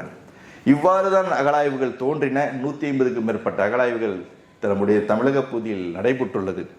இருந்தாலும் அந்த 150 அகழாய்வுகள் கிடைத்த தரவுகள் மக்களுக்கு போய் சேரவில்லை. அதான் மிக முக்கியம். அதற்கு மிக முக்கிய காரணம், ஒரு விரிவான அகழாய்வு தமிழகத்தில் நடைபெறவில்லை. குறிப்பாக சொல்ல வேண்டுமென்றால் அரிக்கமேடு என்ற இடம், காவேரி பூம்பட்டம் என்ற இடம், ஆதிச்சநல்லூரை தவிர தமிழகத்தில் தோண்டப்பட்ட மற்ற அகழாய்வுகள் அனைத்தும் ஒரு சிறிய அளவிலான அகழாய்வுகள். அந்த சிறிய அளவிலான அகழாய்வுகள் அவர்கள் எதிர்பார்த்த முடிவுகளை சில சமயம் கொடுக்கவில்லை. அந்த கொடுக்காத காரணத்தால் அவருடைய தகவல்கள் சரியாக பரிமாற்றப்படவில்லை, சரியாக பதிப்பிக்கப்படவில்லை. அதனால்தான் இன்று வரை நம் வரலாற்றில் அதை நாம் அறியாமலே நாம் இருந்திருக்கிறோம். பார்த்த பிறகுதான் ஒரு விரிவான அகழாய்வு மேற்கொள்ள வேண்டும் என்ற எண்ணம் எங்களுக்கு தோன்றியது. ஏனென்றால் குறிப்பாக 150 இடங்களில் அகழாய்வு செஞ்சிருந்தாலும் அந்த 150 இடங்களில் பெரும்பாலான இடங்கள் நாம் புதைப்படுத்தத்தான் நம்ம அகழாய்வு செஞ்சிருப்போம். ஏனென்றால் தென்னிந்திய பகுதியில் எங்கு பார்த்தாலும் பெருங்கற்காலம் என்று சொல்லப்படுகின்ற மெகலித்திக் பரியல் கிடைக்கும். அந்த மெகலித்திக் பரியல் எந்த ஊருக்கு போனாலும் நீங்கள் தமிழ்நாட்டிலையும் எடுக்கலாம், தென்னிந்தியா விந்திய மலைக்கு கீழ் எங்கு போனாலும் உங்களுக்கு அந்த மெகலித்திக் பரியல் என்று கிடைக்கும். அந்த மெகலித்திக் சொல்லப்படுகின்ற பெருங்கற்கால கால புதைப்பிடங்கள் கிடைக்கும். அந்த புதைப்பிடங்கள் கிடைப்பதற்கான காரணம் நம்முடைய மூதாதையர்கள் செய்த பணி என்று தான் நாம் சொல்லணும். எந்த இடம் மனித பயன்பாட்டுக்கு உகந்ததல்லவோ அந்த இடத்தை தேர்வு செய்துதான் அந்த புதைப்பிடத்தை அவன் ஏற்படுத்தி இருந்தான். அதனால்தான் இன்று வரை கூட அந்த இடத்தை நாம் தொடாமல் இருக்கின்றோம். தொடாமல் இருக்கின்ற காரணத்தினால்தான் அந்த புதைப்பிடங்கள் முழுமையாக நமக்கு கிடைக்கின்றன, எளிதாக தோண்டுவதற்கான வாய்ப்பு கிடைக்கின்றன. ஆனால் அவன் வாழ்ந்த பகுதியை நாம் தேடுவதற்கு மிக கடினப்படுகிறோம். அதுதான் மிக முக்கியம். ஏனென்றால் எங்களுடைய குழு எழுப்பிய ஒரே கேள்வி, ஏன் நாம் புதைப்படத்தை தோண்டுகிறோம்? புதைப்படத்தை தோண்டுவதன் மூலம் என்ன கிடைக்கும்? புதைப்பிடம் என்பது ஒரு மனித வாழ்க்கையின் இறுதியான சடங்கை செய்வதற்கான ஒரு இடம். அந்த சடங்கு செய்யப்பட்டு விட்டதென்றால் அதை யாரும் திரும்பி அதை திறந்து பார்க்க மாட்டாங்க, யாரும் எதுவும் செய்ய மாட்டாங்க, தொட மாட்டாங்க. ஆனால் அந்த புதைப்பிடத்தை ஏற்படுத்தியவர்கள் யார், அவர்கள் எங்கு வாழ்ந்தார்கள் என்ற ஒரு கேள்வியை தான் நாங்கள் முன்வைத்து நகர்ந்தோம். கண்டிப்பாக புதைப்பிடத்தை ஏற்படுத்தியவன் வாழ்ந்திருக்க வேண்டும். அவன் வாழாமல் புதைப்பிடம் என்பது வருவது என்பதே இயலாத ஒரு காரியம். அவ்வாறு இருக்கும் பொழுது நாம் புதைப்பிடத்தை நாம் தோண்டி கொண்டிருக்கிறோம், அவர்கள் வாழ்ந்த பகுதியை நாம் தோண்ட வேண்டும் என்ற எண்ணம் எங்களுக்கு ஏற்பட்டது. அதன் விளைவாக நாங்கள் 293 இடங்களில் பார்த்த இடங்களில் கிட்டத்தட்ட அதை நாங்கள் ஆய்வு செய்யும் பொழுது எங்களுக்கு 100க்கும் மேற்பட்ட வாழ்விட பகுதிகள் கிடைத்ததுதான் மிக பெருமை. ஏன்னா தமிழ்நாட்டில் வாழ்விடமே இல்லை என்று சொல்லி கொண்டிருக்கிறார்கள். தமிழ்நாட்டில் வாழ்விடம் இல்லை என்று சொல்கிறார்கள். அது உண்மை அல்ல. தமிழ்நாட்டில் வாழ்விடம் இல்லை என்று சொல்வதை விட நாம் சரியாக பணி செய்யவில்லை என்று சொல்லலாம். தமிழ்நாட்டில் வாழ்விடங்கள் உண்டு. வாழ்விடங்கள் இருந்தால்தான் புதைப்பிடம் என்பதே வரும். அந்த புதைப்படத்தை நாம் தோண்டிவிட்டு வாழ்விடத்தை நாம் மறந்து விட்டோம். வாழ்விடங்கள் இருக்கின்றன. வாழ்விடத்தை சரியான முறையில் நாம் கண்டுபிடித்து அகழாய்வு செய்தோமே ஆனால் கண்டிப்பாக வரலாற்றை மீட்டெடுப்பதற்கான ஒரு வாய்ப்பு கிடைக்கும். ஏன்னா நம்ம சொல்லலாம், அரிக்கமேடு ஒரு வாழ்விடம் தானே, அங்கே தோண்டியிருக்காங்க. காவிரி பூம்பண்டம் ஒரு வாழ்விடம் தானே, அதையும் தோண்டியிருக்காங்க இல்லையா. ஆனால் முழுமையாக தோன்றவில்லையே. அரிக்கமேடு 1947 மாட்டிமர் வீலர் என்பவர் தான் தோன்றினார். அதுக்கப்புறம் அது பாதுகாக்கப்பட்ட இடமாக அறிவிக்கப்பட்டு விட்டது. அதற்கு பின்னால் விமலா பெக்லி என்பவர் 1991 அமெரிக்காவிலிருந்து வந்து அவர் தோன்றினார். அவரும் சிறிய ஆய்வுகளை தான் மேற்கொண்டாரே தவிர விரிவான ஆய்வுகள் செய்யவில்லை. அதே போல காவேரி பூம்பண்டம் ஒரு வாழ்விடம் தானே என்று சொல்லலாம். காவேரி பூம்பண்டம் ஒரு வாழ்விடம் தான்.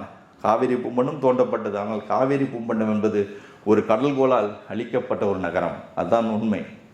ஏனென்றால் காவேரி பூம்பட்டினம் இன்னைக்கு கடல்ல இருக்கான்னு கேட்குறாங்க நிறைய பேர். கடல்ல இருப்பதற்கான வாய்ப்பு இல்லை என்பதுதான் இந்திய நேஷனல் இன்ஸ்டிடியூட் ஆஃப் ஓசனோகிராஃபி என்று சொல்லப்படுகின்ற இந்திய கடலாய்வு நிறுவனம் சொல்கின்ற ஒரு பதில். ஏனென்றால் இந்திய கடற்கரை பகுதியில் பல முறை பல கடலியல் மாற்றங்கள் நிகழ்ந்துள்ளன. அந்த கடலியல் மாற்றங்களில் பல இடங்கள் மாறுதல் அடைந்துள்ளன.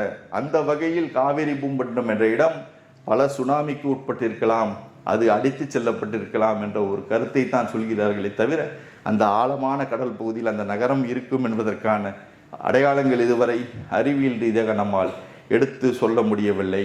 காவேரி பூம்பட்டினத்தில் இருக்கின்ற சின்ன சின்ன கிராமங்களில் கிடைத்த எச்சங்களை வைத்துத்தான் அது ஒரு காவேரி பூம்பட்டினம் என்று நாம் இறுதியாக நாம் ஆய்வுகள் மூலம் சொல்கிறோம். இதை தவிர ஒரு பெரிய வாழ்விடப்பகுதி ஆய்வு நடக்காத காரணத்தினால்தான் நம்முடைய வரலாற்றில் நம்முடைய காலத்தை நாம் சரியாக கணிப்பதற்கான ஒரு செயலும் நடைபெறவில்லை என்று தான் சொல்லணும். அதற்காகத்தான் நாங்கள் இந்த 100 இடங்கள் கண்டுபிடித்தோம். அந்த 100 இடங்களில் ஏதாவது ஒரு இடத்தை தான் தேர்வு செய்யணும். அந்த வைகை பகுதியில் 100 இடங்களில் ஏதாவது ஒரு இடத்தை தான் தேர்வு செய்யணும். அப்பொழுதுதான் நாங்கள் தேர்வு செய்த இடம்தான் கீழடி. கீழடி என்பது 2015க்கு முன்னால் எனக்கும் தெரியாது. அதுதான் இயல்பான செயல். அந்த இடம் தேர்வு செய்வதற்கான மிக முக்கிய காரணம் மதுரையை பற்றி நாம் அறிந்து கொள்ள வேண்டும். மிக பழமையான நகரம் மதுரை. அது எத்தனை ஆண்டு காலமாக வாழ்ந்து வருகிறது என்பதற்கான தரவுகள் நம்மிடம் இல்லை. மதுரையில் இல்லை என்று தான் சொல்லுவேன். ஏனென்றால் மதுரை ஒரு பழமையான நகரம். மதுரையில் உள்ள மீனாட்சி அம்மன் கோயில் கிடைக்கின்ற அந்த கல்வெட்டை நீங்கள் பார்த்தோமே ஆனால் அதனுடைய பழமையான கல்வெட்டு என்று சொன்னால் கிபி 9ஆம் நூற்றாண்டு கல்வெட்டு தான் மிக பழமையான கல்வெட்டு. அதற்கு முன்னால் அங்கு கோயில் இருந்ததா, ஊர் இருந்ததா என்ற கேள்வியும் நமக்கு ஏற்படும். ஏனென்றால் கிபி 9ஆம் நூற்றாண்டுக்கு முன்னால் எந்த ஒரு கல்வெட்டு ஆதாரங்களும் அந்த மதுரையில் இல்லை. ஆனால் மதுரையை சுற்றி உள்ள அந்த பாறை கல்வெட்டுக்கள் மதுரையின் பழமையை பேசிக்கொண்டிருக்கின்றன. சமணப்படுகையில் உள்ள கல்வெட்டுக்கள் கிட்டத்தட்ட 24 கல்வெட்டுக்கள் சுமந்து கொண்டிருக்கின்றன. மதுரையை சுற்றி 24 சமண கல்வெட்டுக்கள் மதுரையின் பழமையை கிட்டத்தட்ட 2500 ஆண்டுகளுக்கு முன்னால் கொண்டு சென்று வைக்கிறது. ஆனால் மதுரையில் அதனுடைய பழமை நமக்கு இல்லை என்று சொல்லும் பொழுது மிகவும் வேதனையாக இருக்குது. ஏன்னா மதுரையில் நீங்கள் தோண்டவும் முடியாது. மதுரை என்பது ஒரு கண்டினியூவஸ் செட்டில்மெண்ட். நான் சொன்னேன் இல்லை, தமிழ்நாட்டில் ஏன் வாழ்விட பகுதி கிடைக்க மாட்டேங்குதுன்னா, தமிழ்நாட்டில் வாழ்விட பகுதி கிடைக்காததற்கு காரணம் மக்கள் தொடர்ந்து அந்த பகுதியிலே வாழ்ந்து வருகிறார்கள். அதுதான் மிக முக்கியமான காரணம். நாம் சிந்துவெளி நாகரிகத்தை போல அந்த இடத்தை விட்டு நாம் பெயர்ந்து செல்லவில்லை. ஒரு இடத்தை விட்டு நாம் பெயர்ந்து செல்லவில்லை. ஒரே இடத்தில் பல நூற்றாண்டுகளாக நாம் வாழ்ந்து கொண்டிருக்கிறோம்.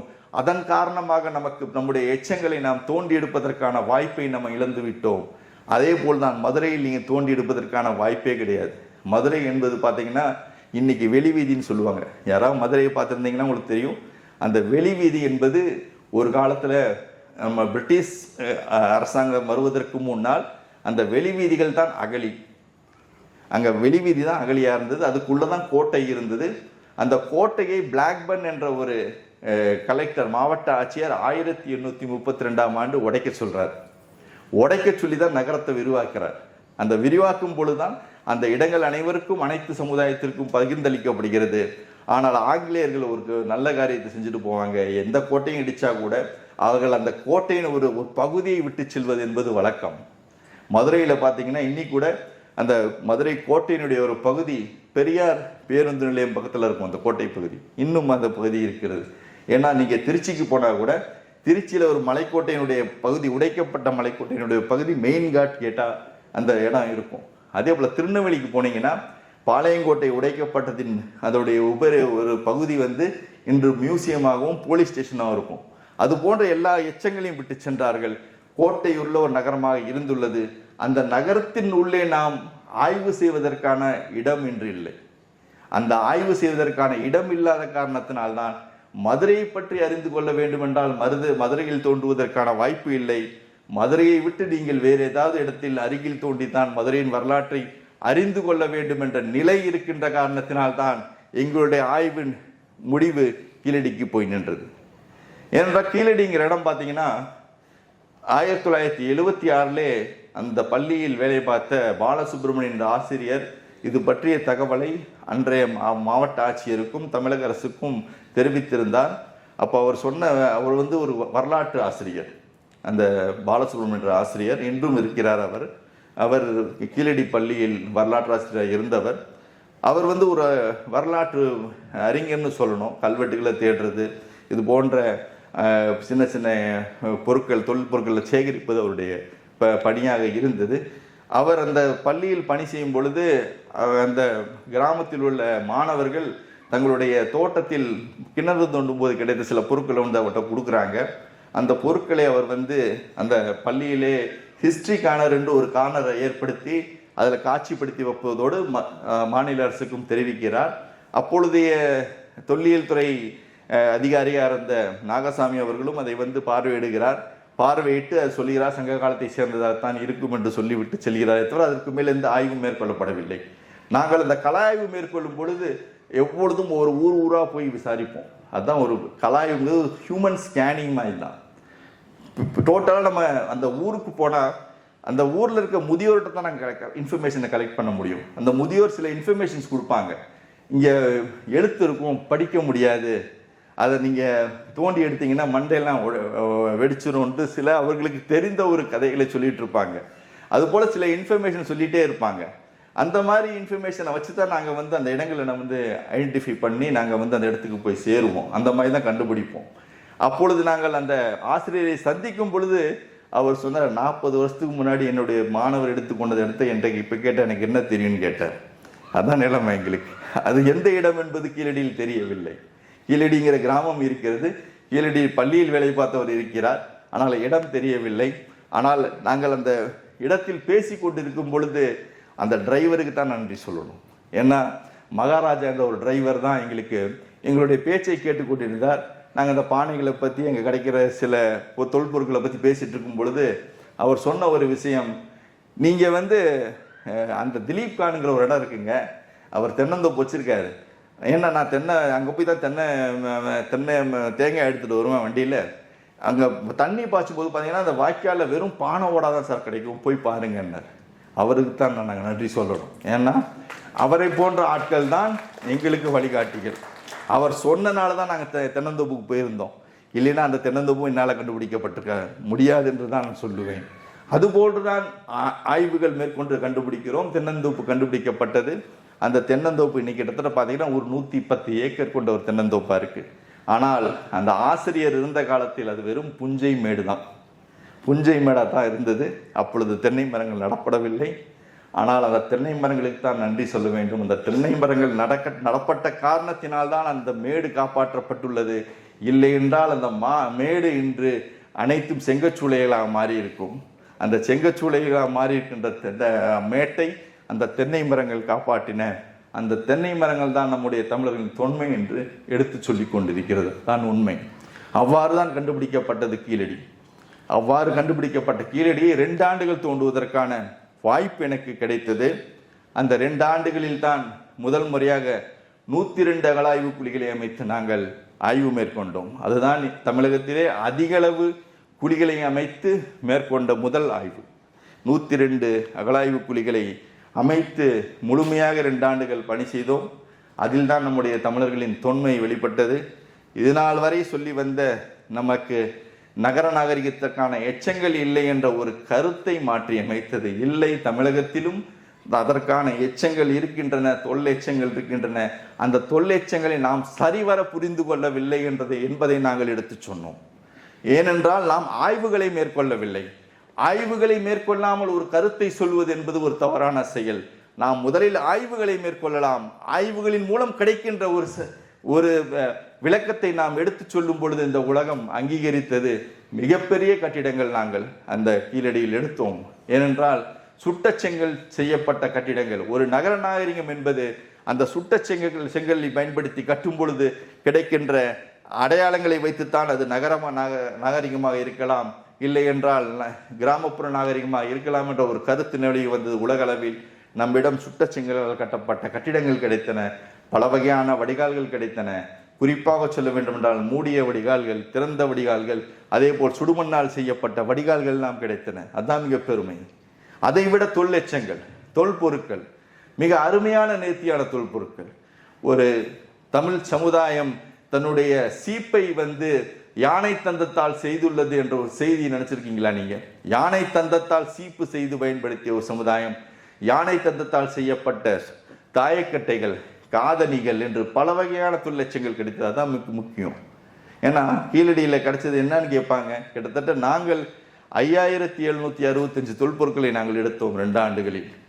அந்த தொல்பொருட்கள் சொல்வது இது ஒரு நகர நாகரிகம் இருந்ததற்கான அடையாளத்தை எடுத்து கூறின.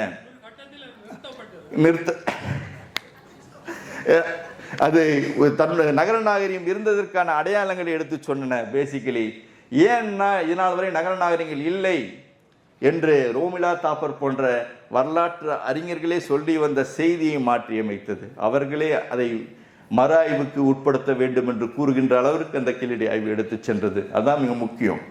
ஏன்னா நம்முடைய தொல்பொருட்கள் அவ்வளவு முக்கியமான தொல்பொருட்கள். ஏனென்றால் இன்னைக்கு எவ்வாறு ஒரு சென்னை நகரம் இயங்குகிறதோ அதுபோல ஒரு 2200 ஆண்டுகளுக்கு முன்னால் அந்த நகரம் இயங்கி இருக்கிறது தான் உண்மை. அங்கு செய்யப்பட்ட தொல்பொருட்கள் எல்லாம் வெளியிலிருந்து வாங்கி வரப்பட்ட தொல்பொருட்கள். இங்கு அவர்கள் செய்ததற்கான எந்த ஒரு அடையாளம் நம்மகிட்ட கிடைக்கல. ஒரு இண்டஸ்ட்ரியல் டவுனாக இருந்தால் கண்டிப்பாக அங்கே பொருட்கள் செய்திருப்பார்கள். அங்கு செய்வதற்கான அந்த ரா மெட்டீரியல் கிடைக்கும். அதே போல் பொருட்கள் செய்திருந்தால் அதோட வேஸ்டேஜ் கிடைக்கும். ஆனால் கீழடி என்ற ஒரு பகுதியில் ரா மெட்டீரியலும் கிடைக்கல, வேஸ்டேஜும் கிடைக்கல. அந்த பொருட்கள் எல்லாம் ஃபினிஷ்டு குட்னு சொல்லுவோம் தெரியுமா, குட்ஸ்ன்னு சொல்லப்படுகின்ற ஒரு முழுமையாக செய்யப்பட்ட ஒரு பொருளாக கிடைத்துள்ளன. அந்த முழுமையான செய்யப்பட்ட பொருட்கள் எப்பொழுது வரும் என்றால் ஒரு பொருளாதார நிலையில் மிக உயர்ந்த சமுதாயத்தில் இருக்கின்ற ஒரு மக்கள் தங்களுடைய வாங்கும் திறன் இருக்கின்ற காரணத்தினால் அந்த பொருட்களை வெளியிலிருந்து வாங்கி பயன்படுத்தி உள்ளனர். அவ்வளவு சொபிஸ்டிகேட்டட் லைஃபை லீட் பண்ண அளவிற்கு மிக முக்கியமான ஆதாரங்கள் இங்கே கிடைத்தது தான் மிக முக்கியமாக நம்ம பார்க்கணும். அதை வைத்துத்தான் நாம் அது நகர நாகரிகம் என்று சொல்லி வருகிறோம். இதெல்லாம் பார்க்கும் பொழுது இதை பேசுவதற்கான வாய்ப்பை எனக்கு கேரள பல்கலைக்கழகம் தான் ஏற்படுத்தி கொடுத்தது. முதல்ல கேரள பல்கலைக்கழகத்தில் இந்திய வரலாற்று பேராயம் நடந்தது. அப்பொழுது பார்த்தீங்கன்னா அதுக்கு முன்னாடி பட்டணம் என்ற ஒரு இடத்த பிஜே செரியன், பேராசிரியர் செரியன் என்பவர் அதை ஆய்வு செய்திருந்தார். ஏன்னா முசிறிங்கிற இடத்தை அவர் கண்டுபிடிச்சார். தமிழ்நாடு அவர் கேரள பகுதியில் இன்று நாம் பெருமையாக பேசிக்கொண்டிருக்கும் முசிறிஸ் தான் முக்கியமான இப்போ ஹார்பர்னு சொல்லலாம், நீங்கள் துறைமுக நகரம்னு சொல்லலாம். முசிறியோடைய பேப்பரசி தான் உலகத்திலே மிக முக்கியமான பேப்பரசி. அது டாக்குமெண்ட் என்னென்ன பொருட்கள் தமிழகத்திலிருந்து ரோமானிய நாட்டுக்கு ஏற்றுமதி செய்யப்பட்டன என்ற குறிப்புகளை சொல்லுகின்ற அந்த ஆதாரங்கள் நம்முடைய பேப்பர் என்று சொல்லப்படுகின்ற பழைய அந்த பேப்பர் டாக்குமெண்ட்ஸ் வந்து ரோமனில் கிடைக்கிது. அவ்வளோ பெருமை மிகுந்த இடத்தை, இந்த துறைமுக நகரத்தை கண்டுபிடித்திருந்தார். அந்த நகரத்தை வைத்தான் நம்ம சொல்லிட்டு இருக்கோம். ஏன்னா ரோமன் ஒரு எம்பையரே ட்ரைன் அவுட் ஆயிடுச்சுன்னு சொல்லுவாங்க. ரோம சாம்ராஜ்யமே அழிந்து விட்டது, தங்கங்கள் எல்லாம் நம்முடைய தமிழகத்துக்கு செல்கின்றன, வெறும் அந்த மிளகுக்கும் முத்துக்கும் அந்த தங்கங்களை கொடுத்து கொண்டிருக்கிறார்கள், அதை நிறுத்த வேண்டும் என்று அங்கே கவுன்சிலில் மீட்டிங் போட்டு டிசிஷன் எடுத்தது கூட நம்முடைய ஹிஸ்டாரிக்கல் ரெக்கார்ட்ஸில் இருக்குது. அவ்வளோ பெருமை வந்த முஸ்ரியை அவர் தோண்டியிருந்தார். அந்த இடத்தை தோண்டவரும் கீழடியை தோண்ட நாங்கள் 2 பேரும் தான் அங்கு பேச வேண்டும் என்று அழைத்திருந்தார்கள். அதுவும் ரோமிலா தாப்பர் என்ற மிகச்சிறந்த வரலாற்றறிஞரை, அவரை அமர்வாக கொண்டு அந்த இடத்தை நாங்கள் விளக்கி சொன்னோம். கீழடியை பற்றி நான் விளக்கி சொன்னேன், அவர் செரியன் என்பவர் முசிறியை பற்றி விளக்கி சொன்னேன். அவர் சொன்னார், நாங்கள் வரலாற்றை, தமிழக வரலாற்றை நாங்கள் சரியாக புரிந்து கொள்ளவில்லை, நாம் இந்த அந்த ஆதாரங்கள் இல்லாத காரணத்தினால் நாம் இதனால் வரை சொல்லிக் கொண்டிருந்தோம் இது அரை பழங்குடி நாகரிகம் இல்லை, அந்த சங்க இலக்கியங்கள் சொல்கின்ற செய்தி அனைத்தும் உண்மையே என்பதை அவர் ஒத்துக்கொண்டார். அதுதான் மிக முக்கியம். வரலாற்றை நாம் மறு ஆய்வுக்கு உட்படுத்த வேண்டும் என்ற ஒரு கருத்தை அவர் வெளியிட்டார். அதிலிருந்து தான் நம்முடைய வரலாறு தொடங்குகிறது. இன்று இந்த உலகம் முழுவதும் பேசப்பட்டு வருகிறது. ஏன் என்பதைத்தான் நாம் கேட்க வேண்டும். நம் முன் பல கேள்விகள் இருக்கின்றன, அந்த கேள்விகளை நாம் எழுப்ப வேண்டும். அதை விட குறிப்பாக சொல்ல வேண்டும் என்றால், இன்று பார்த்தோமேயானால் இன்று நம்ம தமிழக முதல்வர் அறிவித்துள்ள செய்தியும் மிக முக்கியமானது. இரும்பை கண்டுபிடித்தவர்கள் தமிழர்கள் என்ற ஒரு செய்தி இன்று வந்துள்ளது. கிட்டத்தட்ட 3000 கிமு 3000 ஆண்டுகளிலிருந்து இரும்பு பயன்பாடு உள்ளது என்ற செய்தியை பலமுறை நான் சொல்லி வருகிறேன். நாம் புதைப்பிடங்களையும் வாழ்விட பகுதியும் தனித்தனியாக பார்த்து கொண்டு இருக்கிறோம். அது 2ஐயும் இணைத்து பார்க்க வேண்டும். இணைத்து பார்த்தால் மட்டுமே நம்முடைய முழுமையான வரலாறு நமக்கு தெரியுமே தவிர, வாழ்விடத்தையும் புதைப்பிடத்தையும் தனித்தனியாக பார்த்து கொண்டிருந்தால் நாம் என்றுமே வரலாற்றில் முழுமையை நாம் அடைய மாட்டோம் என்ற ஒரு செய்தியை சொல்லி கொண்டு இருப்பேன். ஏனென்றால் இரும்பு என்பது தென்னிந்திய பகுதியில் தான் கண்டுபிடிக்கப்பட்டது என்பது பல ஆண்டுகளுக்கு முன்னாலே நிரூபிக்கப்பட்டது. தெங்களூர் என்ற இடத்தில், மேட்டூர் பக்கத்தில் இருக்க தெங்களூர் என்ற இடத்துல கிடைச்ச அந்த இரும்பு தான் மிக முக்கியமான இரும்பு. அதாங்க வுட் ஸ்டீல் என்று சொல்லப்படுகின்ற, டெமாஸ்கஸில் பயன்படுத்தப்பட்ட ஸ்டீல் சொல்லப்படுகின்ற எக்குக்கு முன்னோடி. ஏனென்றால் எக்கு என்ற ஒரு தொழில்நுட்பம் தமிழகத்திலிருந்து தான் இந்த உலகத்திற்கு சென்றுள்ளது என்பதை நிரூபித்தது தெங்களூர் என்ற ஒரு அகழாய்வு. அதில் கண்டுபிடிக்கப்பட்ட அந்த வாள் தான் அதை நமக்கு நிரூபிக்கின்றது. நாம் சொல்லுவோம், கல் தோன்றி மண் தோன்றா கண்ட காலத்தை வாளோடு முன் தோன்றிய மூத்தக்கூடிய அந்த வாளை உருவாக்கிய பெருமை கொண்டவர்கள் நாம். ஏனென்றால் அந்த எக்கு என்பது ஒரு தொழில்நுட்பம்.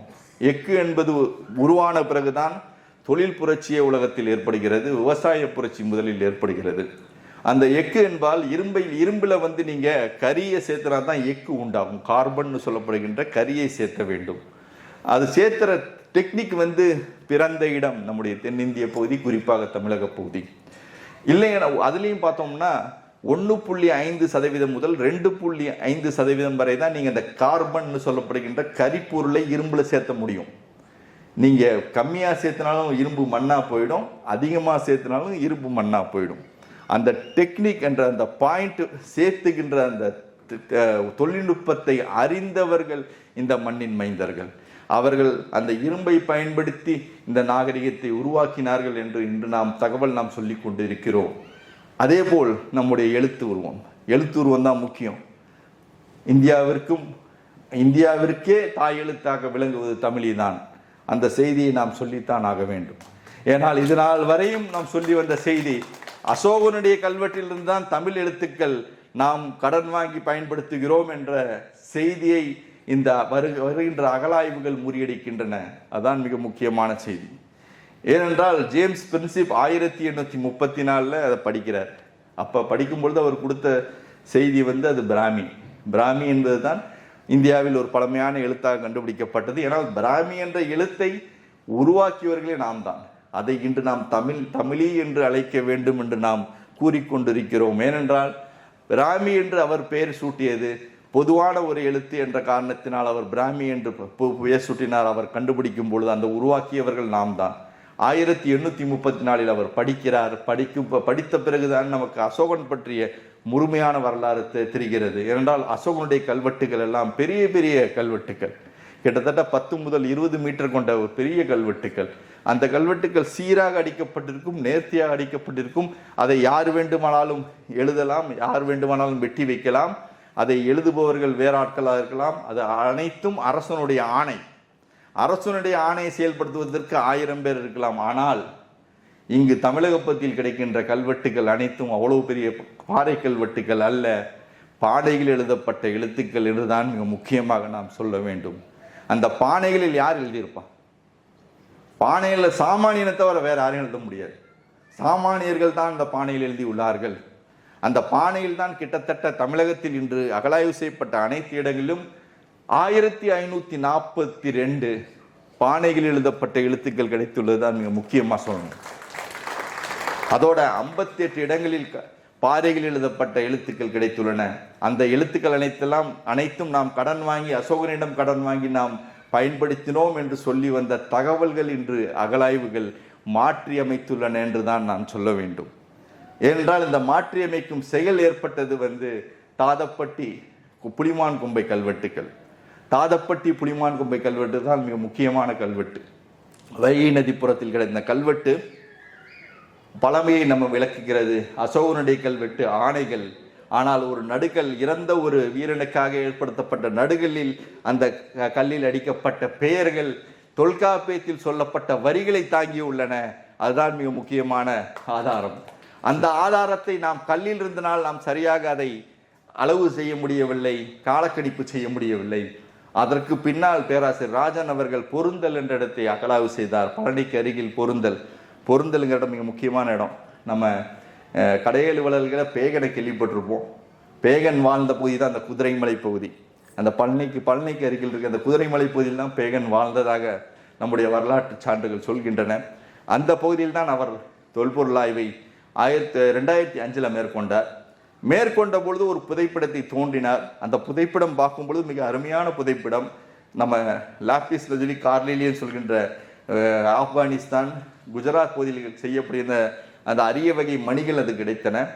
அந்த புதைக்குழியில் தான் ஒரு பானையில் நெல் உமி இருந்தது. அந்த நெல் உமி காலம் செய்யப்பட்டது போது தான் அது கிமு 450 என்ற காலத்தை முதலில் வெளிப்படுத்தியது. அந்த கிமு 450 என்ற காலம் எவ்வாறு தமிழுக்கு வந்தது என்று நீங்கள் நினைத்தால், அந்த பானையில் தமிழ் எழுத்து எழுதப்பட்டிருந்தது. அந்த பானைக்குள் வைக்கப்பட்டிருந்த நெல்மணி அந்த இறந்தவனுடைய அந்த இறுதிச் சடங்கு செய்யும் பொழுது கண்டிப்பாக அறுத்த நெல்மணியை வைத்திருப்பார்கள். அந்த நெல்மணி காலக்கணிப்பு செய்யப்பட்டு கிமு 450 என்று முதலில் நாம் அறிவித்தோம். ஆனால் இன்று கீழடியில் அந்த காலக்கணிப்பு கிமு 600 என்று சென்றுள்ளது. அதே போல் இன்று சிவகலையில் கிமு 700க்கு சென்றுள்ளது. தமிழ் எழுத்தின் காலம் பின்னாடி செல்லும் என்பதுதான் என்னுடைய கருத்தாக நான் சொல்ல விரும்புகிறேன். இது நாம் இன்று கிடைக்கின்ற தரவுகளை வைத்து பேசிக் கொண்டிருக்கிறோம். ஒரு மொழி என்பது உருவாவதற்கு பல ஆண்டுகள் ஏற்பட்டிருக்கலாம். கிட்டத்தட்ட 1000 ஆண்டுகள் 1500 ஆண்டுகளுக்கு மேல் ஏற்பட்டிருக்கலாம். அந்த மொழி என்பது ஒரு ஒளியின் உருவமாகத்தான் ஏற்படுகிறது. ஒரு ஒளிதான் அந்த ஒரு மொழியை உருவாக்குகிறது. அந்த ஒளியை அவர்கள் புரிந்து கொண்டு அந்த ஒளிக்கான எழுத்து வடிவத்தை கொடுக்கிறார்கள். அந்த செயலைத்தான் நம்ம கிராஃபிட்டின்னு சொல்றோம், கிறுக்கல்கள்னு சொல்றோம். அந்த கிறுக்கல்களுக்கான ஆதாரங்கள் தமிழ்நாட்டில் நீங்க எங்க வேணாலும் அகழாய்வு செய்யுங்க, எல்லா பானையிலையும் கிறுக்கியிருப்பாங்க. அந்த கிறுக்கல்கள் எல்லா இடத்துலையும் கிடைக்கும். அதே போல எழுத்து பயிற்சி மேற்கொண்டதற்கான ஆதாரங்கள் நம்முடைய தமிழக அகழாய்வில் கிடைக்கும். கீழடியிலே நான் சொல்லலாம். கீழடியில பாத்தீங்கன்னா அந்த தமிழ் எழுத்தில் எழுதிட்டு அது தவறுதலா எழுதியிருப்பாங்க, அதை கிறுக்கிட்டு புதுசா எழுதியிருப்பாங்க. இந்த எழுத்து பயிற்சி நடந்ததற்கான செயல் நம்முடைய தமிழக பகுதியில் கிடைத்துள்ள காரணத்தினால் தான் நாம் சொல்கிறோம், இந்தியாவிற்கே மூத்த எழுத்தாக கருதப்படுகின்ற பிராமி என்ற எழுத்து பிராமி என்று அழைக்கக்கூடாது, தமிழி என்று தான் அழைக்க வேண்டும். ஆனால் அது தமிழ்நாட்டு பகுதியில் தான் உருவாக்கப்பட்டுள்ளது அந்த எழுத்து. அந்த உருவாக்கத்தின் காரணமாகத்தான் நம் இலக்கியம் இவ்வளவு சிறந்த நிலைக்கு இருந்திருக்கிறது என்பதை நாம் உணர வேண்டும். ஏனென்றால் ஒரு நம்ம இலக்கியத்தில் பார்த்தீங்கன்னா தொல்காப்பியத்தை மிக பழமையான இலக்கியம் சொல்லுவோம். தொல்காப்பியம் என்பது என்ன? ஒரு இலக்கண நூல். இலக்கணம் எப்பொழுது வரும்? அதான் கேட்கணும் நம்ம கேள்வி. இலக்கணம் என்பது ஒரு மொழியினுடைய கடைசி அத்தியாயம். முதலில் ஒளி தோன்றும், ஒளிக்கான மொழி தோன்றும், அந்த மொழியை புரிந்து கொண்டு அதற்கான எழுத்து வடிவம் தோன்றும். அந்த எழுத்து வடிவம் முழுமையாக அனைவருக்கும் பரவலாக்கப்பட வேண்டும். அப்பொழுதுதான் அனைவருக்கும் இது எழுத்து என்று புரியும். அந்த எழுத்தை ஆவணப்படுத்தும் பொழுதுதான் இலக்கியம் தோன்றும். அந்த இலக்கியத்தை சீர்படுத்துவதற்கு தான் இலக்கணம் தோன்றும். என்றைக்குமே இலக்கணம் உலகத்தில் முதன்மையாக வராது. இலக்கணம் என்பது ஒரு மொழியின் கடைசி அத்தியாயமாகத்தான் வரும். நாம் தொல்காப்பியத்தை முதன்மையாக வைத்துள்ளோம். ஆனால் நம்முடைய மொழி தோன்றியதை நாம் இன்னும் சரியாக அறியவில்லை. அறியாத காரணத்தினால் நாம் இன்னும் நம்முடைய காலக்கணிப்பில் தத்தளித்து கொண்டிருக்கிறோம் என்று சொல்கிறோம். ஏனென்றால் கிமு 300 கிபி 300 என்று சொல்லப்படுகின்ற 600 ஆண்டு காலம் என்பது சங்க காலத்தின் காலம் அல்ல. இன்று கிட்டத்தட்ட கிமு 3000க்கு சென்று விட்டது. இன்னும் நாம் ஆய்வுகள் பல செய்யும் பொழுது பல தகவல்கள் நமக்கு கிடைக்கலாம். அந்த தகவல்கள் கண்டிப்பாக நம்முடைய வரலாற்றை மாற்றி அமைப்பதற்கு மிக இன்றியமையாத அமையும். ஏனென்றால் இது போன்ற தரவுகள் தான் நாம் இன்றியமையாத பார்க்க வேண்டும். ஏனென்றால் வரலாற்றை இதனால் வரை நம் தரவுகள் இல்லாமல் பேசி வந்திருக்கிறோம். ஆனால் அதை உலகம் ஏற்றுக்கொள்ளவில்லை. என்று நாம் தரவுகளோடு பேச ஆரம்பிக்கிறோமோ அதை உலகம் ஏற்றுக்கொள்கிறது. அதன் காரணமாகத்தான் இன்னைக்கு கீழடி உலகம் முழுவதும் பேசிக் கொண்டிருக்கிறார்கள். அது பேசுவதற்கு ஒரு காரணமாக இருந்துள்ளேன் என்பதை நான் பெருமைப்படுகிறேனே தவிர, அதன் காரணமாக இங்கு பேசுவதற்கான வாய்ப்பு கிடைத்ததற்கு உங்களுக்கு நான் நன்றி சொல்ல வேண்டும்.